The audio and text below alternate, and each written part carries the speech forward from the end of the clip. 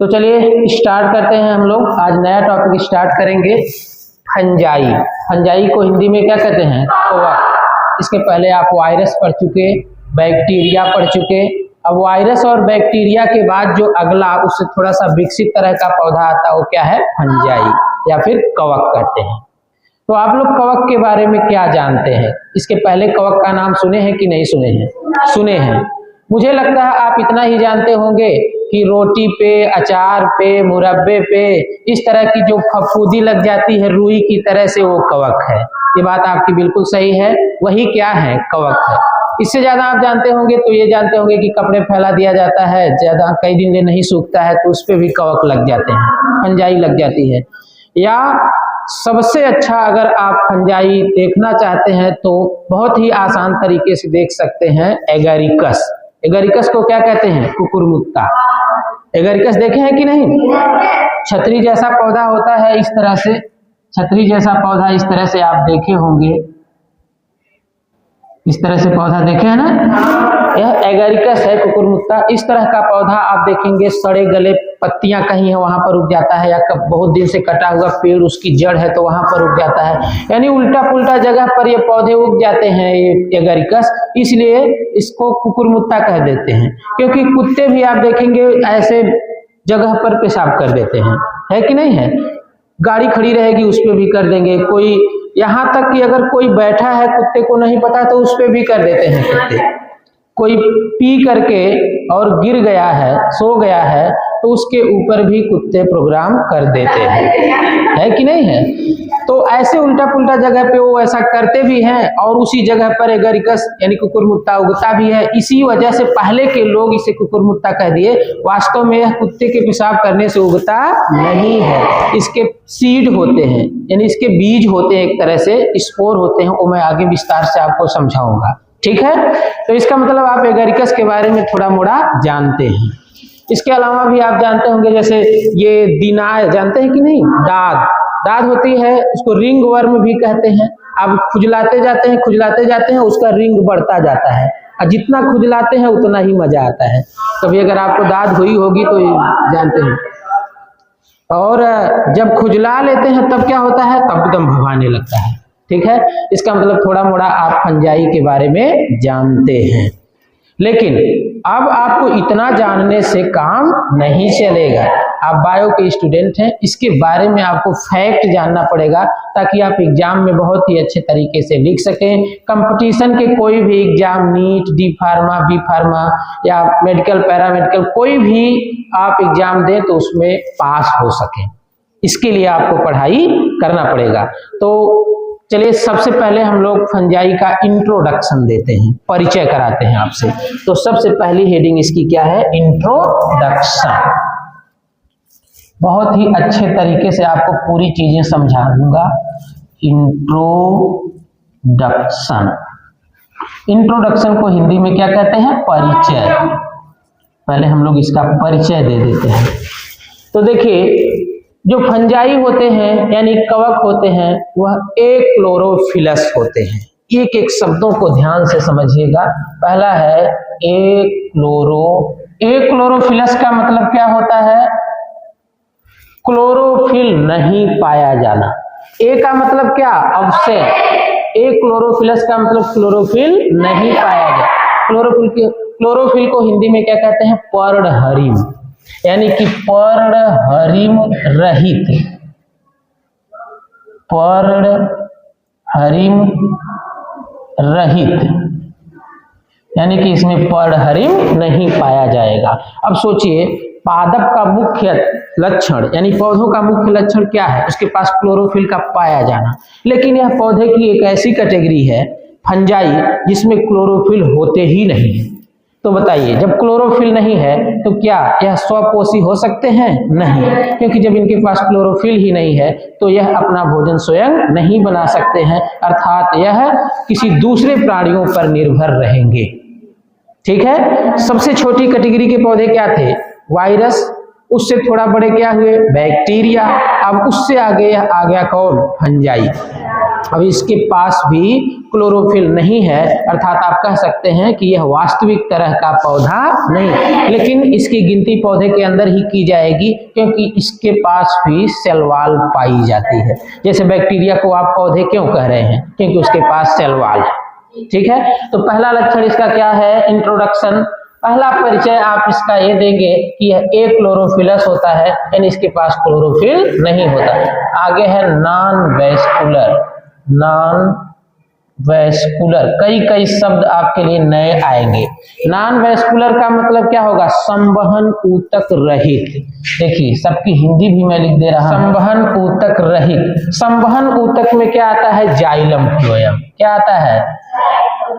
Xylem, और क्या आता है? फ्लोएम। फ्लोएम, जाइलम और फ्लोएम इसमें नहीं रहेगा। संवहन का मतलब क्या होता है? कहीं से एक स्थान से दूसरे स्थान तक पहुंचाना। संवहन मीन्स क्या होता है? एक स्थान से दूसरे स्थान तक पहुंचाना। तो बताइए ये जाइलम का काम क्या होता है पौधे में? नीचे से पानी को पूरे पत्तियों में फैलाना जड़ द्वारा, तो इसको क्या कहते हैं? जाइलम।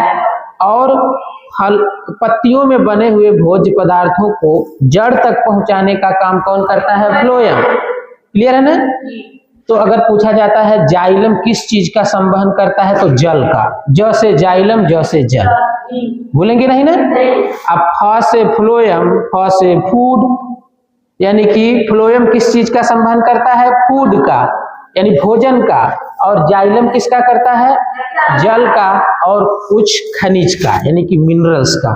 क्लियर हो गया ना? तो बताइए फंजाई यानी कवक में पर्णहरिम पाया जाता है? नहीं, क्लोरोफिल नहीं पाया जाता, इसलिए इसको क्या कहते हैं? क्लोरोफिलस। और इनके पास संवहन ऊतक पाया जाता है? नहीं पाया जाता है, या संवहन बंडल नहीं पाया जाता है, मतलब इसमें जाइलम फ्लोएम नहीं पाए जाते हैं। ये भी याद रखना। दूसरी बात याद रखना, ये जो होते हैं वो थैलोफाइट्स होते हैं। कैसे होते हैं? थैलोफाइट्स, ये भी आपके लिए नया है। थैलोफाइट्स क्या होता है? तो थैलोफाइट्स ऐसे पौधे होते हैं जिनके पास जड़, तना, पत्ती अलग अलग विकसित तरीके से नहीं दिखाई देते हैं, यानी कि उसकी जगह पर कुछ ना कुछ पार्ट रहेगा। राइजोइड्स रहेंगे, स्टेम की तरह से भी कोई पार्ट रहेगा, लीफ की तरह से भी कोई पार्ट रहेगा, लेकिन वास्तविक तरीके की जड़, तना, पत्ती नहीं पाई जाती है। ये सब एक ही में मर्ज होते हैं, एक ही में मिले होते हैं, आप अलग अलग इनको डिफ्रेंशिएट नहीं कर सकते हैं। तो ऐसे पौधों को क्या कहते हैं? थैलोफाइट्स। अब बताइए ये जो एगारिकस का पौधा देख रहे हैं, मशरूम का, तो बताइए इसके पास वास्तविक तरीके की जड़ होती है? नहीं। वास्तविक तरीके का तना है? नहीं। मतलब तने जैसा तो कुछ दिख रहा है इस तरह का, इसे आप तना मान सकते हैं, लेकिन वास्तविक तरीके का तना नहीं है। इसे आप पत्ती मान सकते हैं, लेकिन वास्तव में पत्ती नहीं है। नीचे निकली हुई कुछ स्ट्रक्चर होती है जिसे आप जड़ मान सकते हैं, लेकिन वास्तव में यह जड़ होती नहीं। तो थैलोफाइट्स कैसे पौधे होते हैं? ऐसे पौधे जिसमें जड़, तना, पत्ती अलग अलग विकसित नहीं होते। ये भी समझ गए आप? आगे आप ये जानते रहिए कि जो थैलोफाइट्स होते हैं, यानी कि जो फंजाई होती है, वो पैरासाइट होती है। पैरासाइट, पैरासाइट के साथ साथ क्या होते हैं? सैप्रोफाइट भी होते हैं। सैप्रोफाइट। पैरासाइट मीन्स क्या होता है? परजीवी। शाबाश, ये तो याद रहा आप लोगों को, परजीवी। और सैप्रोफाइट मीन्स मृतोपजीवी। मृतोपजीवी, मृतोपजीवी का मतलब सड़े गले पदार्थों से भोजन बनाए, और पैरासाइट का मतलब किसी प्राणी की, किसी जीवित प्राणी के ऊपर रह करके भोजन भी प्राप्त करे, उसको बीमारी भी फैला दे। तो ये गुण किसमें है? फंजाई में। बताइए फंजाई आपके ऊपर रह करके भोजन प्राप्त करती है कि नहीं? बीमारी भी फैला देती है। कौन सी बीमारी? रिंगवर्म, दाद, जिसको दिनार कहते हैं। तो आपके ऊपर भोजन भी लिया और बीमारी भी फैला दिया। क्लियर है ना? और मृतोपजीवी का मतलब सड़े गले पदार्थों से भोजन लेते हैं। जैसे आप देख रहे हैं ये एगारिकस है ना, फंजाई, ये भी तो फंजाई है, तो ये सड़े गले पदार्थों से अपना भोजन लेते हैं। ये फंजाई कहाँ उगती है? एगारिकस किसी आप फ्रेश जगह पर उगते देखे हैं खेत में? नहीं, ये जहाँ पर बहुत दिनों की सड़ी गली कोई पत्ती हो या कोई डाल है बहुत दिनों से सड़ी हुई वहीं पड़ी हुई है, किसी पौधे की जो छाल होती है ऊपर की वो भी अगर बहुत दिनों से भीगती भीगती रह गई है तो उस पे भी निकल जाते हैं फंजाई, है कि नहीं है? तो इतना समझ गए। अब इसके बाद आपको याद रखना है कवक का अध्ययन। कवक का अध्ययन, कवक का अध्ययन क्या कहलाता है? माइकोलॉजी। कवक का अध्ययन क्या कहलाता है? माइकोलॉजी। माइकोलॉजी को हिंदी में कह सकते हैं कवक विज्ञान। कवक विज्ञान, इसकी एक अलग ही ब्रांच होती है जिसमें सिर्फ कवकों का अध्ययन किया जाता है। किसमें? माइकोलॉजी में। जब आगे आप एमएससी के बाद पीएचडी करेंगे तो एक एक टॉपिक का ही पूरे साल पढ़ना रहता है, 4 साल एक टॉपिक पर। चाहे आप कवक से करिए, चाहे आप ब्रायोफाइटा, टेरिडोफाइटा या फिर फिजियोलॉजी से करिए। इस तरह से कवकों का अध्ययन क्या कहलाता है? माइकोलॉजी। हिंदी के अंदर क्या कहते हैं? कवक विज्ञान। अब एक और बात याद रखना है, फादर ऑफ माइकोलॉजी, इसका मतलब क्या हुआ? कवक विज्ञान के पिता। फादर ऑफ माइकोलॉजी का मतलब क्या? कवक विज्ञान के पिता। अब देखिए father of mycology, father of mycology तो एक वैज्ञानिक हैं जिनका नाम है पी एंटोनियो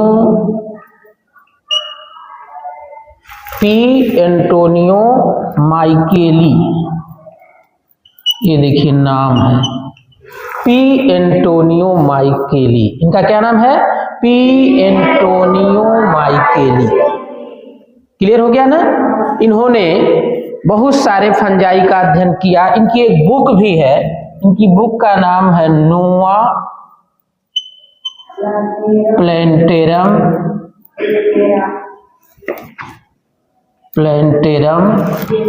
जेनरा। नोवा प्लेंटेरम जेनरा, इनकी एक बुक है नोवा प्लेंटेरम जेनरा। अब इसके बाद देखिए एक बात ये भी याद रखेंगे कि इस बुक में इन्होंने 900 फंजाई का अध्ययन किया था। कितने? 900 फंजाई का। तो याद हो गया? एक बार फिर से आप अपडेट हो जाइए, भूल रहे हैं, डूबने लगे हैं। एक बार फिर से हम आपको किनारे पर लाते हैं। आप क्या पढ़ रहे हैं? फंजाई। हिंदी में क्या कहते हैं? सबसे पहले आप इसका क्या दे रहे हैं? इंट्रोडक्शन मीन्स परिचय। बताइए जो फंजाई होते हैं वो कैसे होते हैं? ए क्लोरोफिलस यानी पर्णहरिम रहित, इनके पास क्लोरोफिल नहीं। तो क्या ये हरे दिखेंगे? नहीं, ये सफेद ब्लैक इस तरह से दिखते हैं लेकिन हरे नहीं दिखते।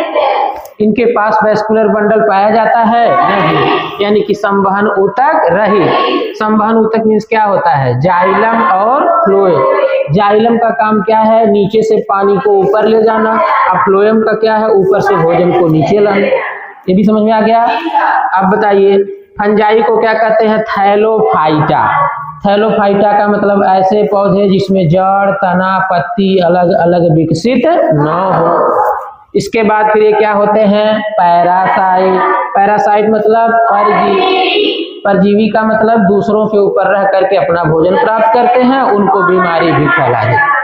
क्लियर? और क्या होते हैं? मृतोपजीवी। कवक का अध्ययन क्या कहलाता है? माइकोलॉजी। हिंदी के अंदर कवक विज्ञान।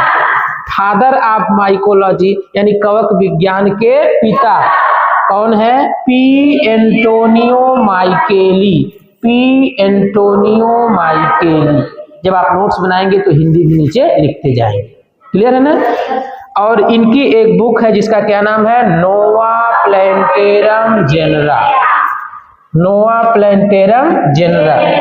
और इसमें कितने कवकों का अध्ययन किए थे? 900। अब एक और बात आगे याद रखिए कि फादर ऑफ इंडियन माइकोलॉजी, ये तो पूरे विश्व के हैं, अब भारत के अलग फादर हैं, तो फादर ऑफ इंडियन माइकोलॉजी देखिए, फादर ऑफ इंडियन माइकोलॉजी, इनका नाम है E.J.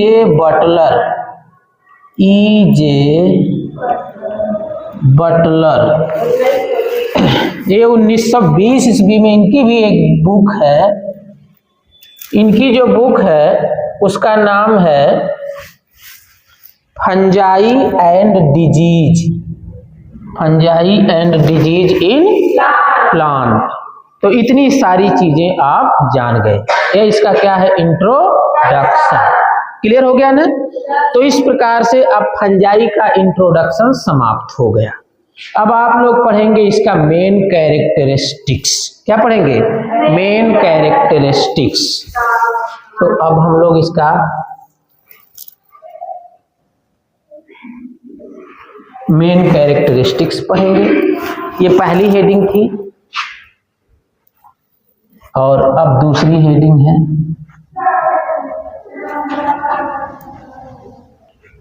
मेन कैरेक्टर्स, यानी कि मुख्य लक्षण या फिर क्या? प्रमुख लक्षण।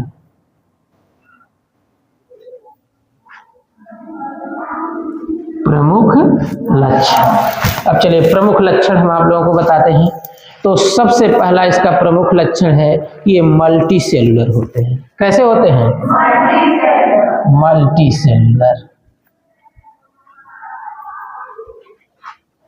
सेलुलर मीन्स क्या होता है? बहुकोशिकीय। धीरे धीरे याद करिए, आप नहीं बोल रही हैं, याद करके आइए, घर से लेक्चर देख करके आइए और बोलिए, ठीक है? तो फंजाई क्या होते हैं? Multi cellular. मल्टी मारे है कि नहीं है? मल्टी यानी मारे कोशिका रहेंगी। अरे सेलुलर मीन्स कोशिकीय होता है, अब मल्टी मतलब मारे यानी मारे मीन्स क्या होता है? बहुत सारे। तो बहुत सारी कोशिकाएं पाई जाती हैं इनकी बॉडी के अंदर। लेकिन कुछ जो होते हैं वो यूनिसेलुलर भी होते हैं। कुछ क्या होते हैं? यूनिसेलुलर मतलब कुछ यूनी मतलब एक, मल्टी मतलब मारे। ठीक है? तो एक फंजाई है जो क्या है, इसका देखिए नाम है जैसे कि ईस्ट एक फंजाई है। ईस्ट को हिंदी के अंदर कहते हैं खमीर। क्या कहते हैं? खमीर का पाउडर आता है, बेकरी में यूज किया जाता है पावरोटी वगैरह बनाने के लिए। तो खमीर। बाहर जाना चाहते हैं? जाइए। तो यूनिसेलुलर होते हैं कुछ, बाकी अधिक से अधिक क्या होते हैं? Multi cellular. अधिक से अधिक क्या होते हैं? Multi cellular.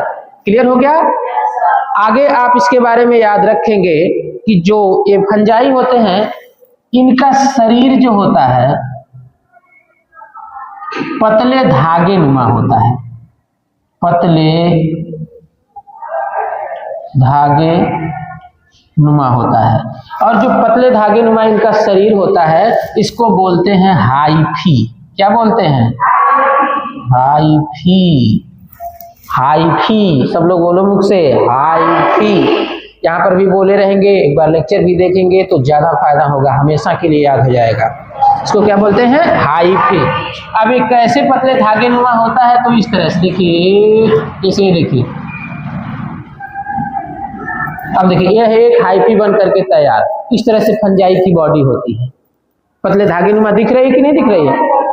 तो इस धागे को क्या बोलेंगे? हाइफी। और ये हाइफी सेप्टेट भी हो सकते हैं और एसेप्टेट भी हो सकते हैं। देखिए सेप्टेट और एसेप्टेट दोनों तरह के हो सकते हैं। सेप्टेट और एसेप्टेट। अब सेप्टेट और एसेप्टेट में क्या अंतर है? तो ये समझिए, दो धागे हम बना दे रहे हैं, दो फंजाई का पौधा या फंजाई की बॉडी बना दे रहे हैं। तो अगर बीच बीच में ऐसे सीढ़ी नुमा बना हुआ है तो इसको बोलते हैं सेप्टेट। क्या बोलते हैं? सेप्टेट। और अगर ऐसे एकदम मतलब बीच बीच में डिवाइड नहीं है तो इसको एसेप्टेट बोलेंगे। यानी कि जब सेप्टा हो, जो बीच बीच में है इसको बोलते हैं सेप्टा। तो जब सेप्टा रहेगा तो क्या बोलेंगे? सेप्टेट। और जब सेप्टा नहीं रहेगा तो बोलेंगे एसेप्टेट। तो चलिए बताइए, हाई सेप्टेट है कि एसेप्टेट है? सेप्टेट। और ये क्या है? एसेप्टेट। तो धागे कितने तरह के? दो। यानी कि जो इनकी बॉडी या फिर हाइफी है वो कितने तरह के? दो। अगर सेप्टा है तो सेप्टेट, असेप्टा नहीं है तो एसेप्टेट। क्लियर हो गया? अच्छा, कई हाइफी अगर मिलते हैं, देखिए कई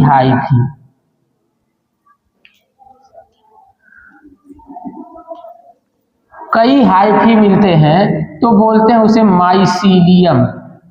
नए नए शब्द आ रहे हैं कि नहीं? माइसीलियम। जब कई हाइफी एक साथ मिल जाए, जैसे देखिए ये हाइफी ऐसे गई इधर से, फिर एक हाइफी और इधर से आ गई, देखिए ये भी हाइफी आई, एक हाइफी इधर से जाकर के ऐसे बन गई। तो अब बताइए इन सब को मिलाकर क्या बोलेंगे? माइसीलियम। क्या बोलेंगे? माइसीलियम। माइसीलियम को हिंदी में कहते हैं कवक जाल। क्या बोलते हैं? कवक जाल। अब बताइए ये जाल बना हुआ है कि नहीं बना हुआ? तो बताइए माइसीलियम है ना। तो जब कई हाइफी मिल जाते हैं तो क्या बोलते हैं? कवक जाल, या फिर इंग्लिश में क्या बोलते हैं? माइसीलियम। एक छे है तो क्या बोलेंगे? हाइफी।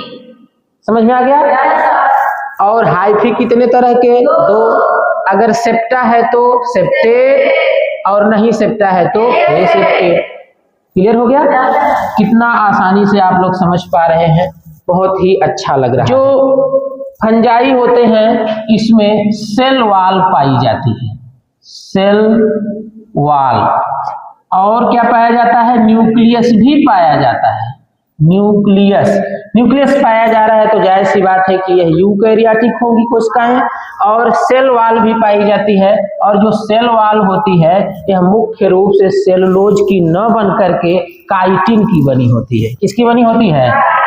काइटिन की बनी होती है। काइटिन याद रखना, काइटिन की बनी होती है। क्लियर हो गया? ये भी आप समझ गए।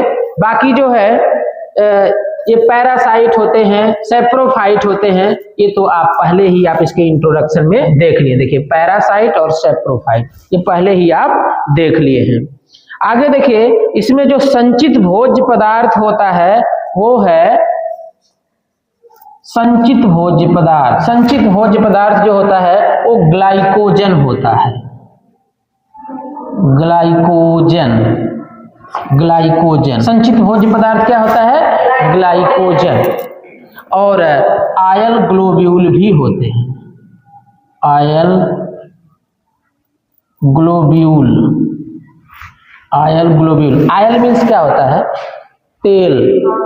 आयल मीन्स क्या होता है? तेल। और ग्लोब्यूल मतलब छोटी छोटी बूंदें। तो तेल की छोटी छोटी बूंदें भी इनकी बॉडी में भोज्य पदार्थ के रूप में संचित रहती हैं। ये भी जान गए। अब आगे हम लोग देखते हैं इसमें रिप्रोडक्शन कैसे होता है। तो देखिए आखिरी चीज रिप्रोडक्शन।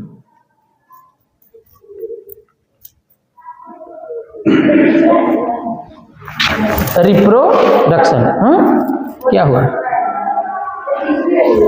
नहीं, ये मेन कैरेक्टर्स के अंदर ही है रिप्रोडक्शन। ठीक है, अभी जैसे शरीर कैसा होता है ये जान गए, सेल वॉल होती है कि नहीं ये जान गए। अब आपको जानना है कि रिप्रोडक्शन कैसे होता है। तो रिप्रोडक्शन के इसमें 3 तरीके हैं। कितने तरीके हैं?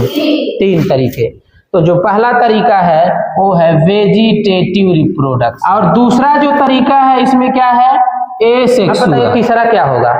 सेक्सुअल। कैसे जान गए? क्योंकि धीरे धीरे अभ्यास हो गया है। अच्छा, कक्षा 10 में जब आप लोग थे तो क्या ये चीजें क्लियर हो पा रही थी? नहीं, ये पता ही नहीं था। तो पहला वेजिटेटिव, दूसरा नाम हमने लिया सेक्सुअल, एसेक्सुअल, तो तीसरा आप अपने आप ही जान गए सेक्सुअल, क्योंकि तीसरा और कोई तरीका ही नहीं है सेक्सुअल। चलिए बताइए वेजिटेटिव को क्या कहते हैं? वर्धी जनन। वेजिटेटिव रिप्रोडक्शन को क्या कहते हैं? वर्धी, या फिर कायिक जनन भी कहते हैं। और एसेक्सुअल को क्या कहते हैं? अलैंगिक। और सेक्सुअल को क्या कहते हैं? लैंगिक। लैंगिक जनन। एक आखिरी बात याद रखेंगे कि इसमें जो रिप्रोडक्टिव ऑर्गन्स होते हैं वह यूनिसेलुलर होते हैं। पूरा फंजाई का शरीर तो क्या होता है? मल्टी सेलुलर, लेकिन इसमें जो सेक्स ऑर्गन होते हैं या रिप्रोडक्टिव ऑर्गन होते हैं वो क्या होते हैं? यूनिसेलुलर। तो एक बात लास्ट में आप लिख देंगे कि सेक्स ऑर्गन्स यूनिसेलुलर। यूनिसेलुलर, इसमें सेक्स ऑर्गन क्या होते हैं? यूनिसेलुलर। और एक बात ये भी याद रखना कि उनके ऊपर से कवरिंग नहीं होती है, यानी नॉन जैकेटेड होते हैं। नॉन मतलब नहीं, और जैकेटेड मतलब जैकेट, जो हम पहने भी तो जैकेट है, कवरिंग है एक तरह से कि नहीं। तो इनका जो सेक्स ऑर्गन होता है वो यूनिसेलुलर होता है और नॉन जैकेटेड। तो यहाँ पर आप एक जैसे लिखे हैं यूनिसेलुलर, वैसे एक लाइन और लिख देंगे non jacketed. Non jacketed, CKETED, non jacketed. Clear हो गया? तो इस प्रकार से आप फंजाई के बारे में बहुत सारी चीजें आज आप सीखे हैं। पहले आप इसका इंट्रोडक्शन पूरा देखे हैं, फिर इसके बाद इसका मेन कैरेक्टरिस्टिक्स देख लिए हैं।